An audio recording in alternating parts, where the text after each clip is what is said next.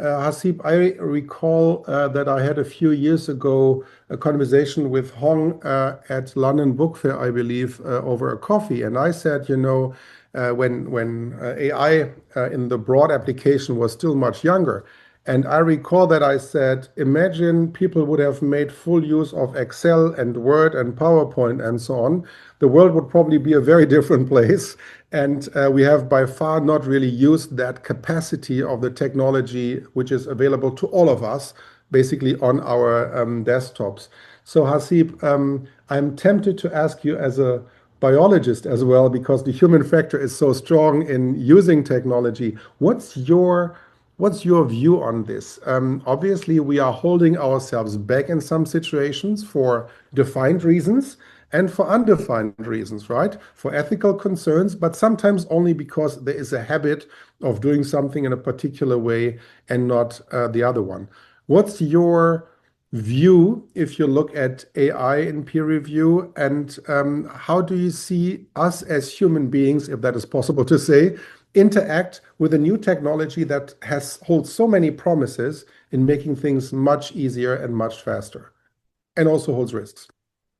Yeah, thank you. You have made my what I was going to say as an opening remark quite easier. Because I see peer review and AI in it from a totally different perspective.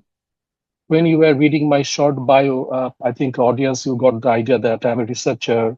I'm also work in the publishing sector, and naturally, I'm a peer reviewer as well, as many of you are.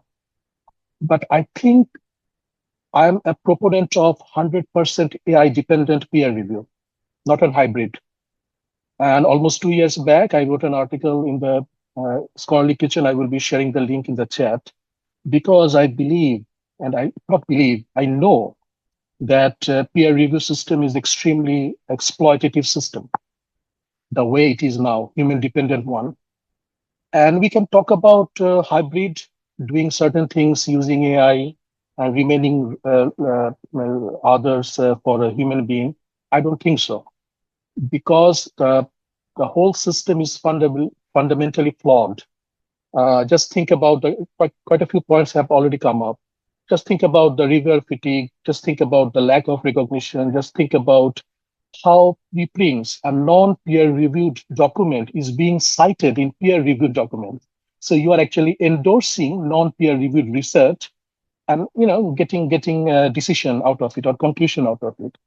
So my idea is, yes, we are not doing enough to make a 100% AI-based peer review system. We are doing certain things, how to tackle paper mill, how to tackle certain fraud, plagiarism, but how to make peer review system much, much better by using AI, it is yet to be up to the mark, the effort that we have. I maybe later on I will be sharing the 5 different stages I actually talked about in one of my articles. But I think no, we haven't done enough, and still it is a justice issue for me. Thank you. Thanks a lot.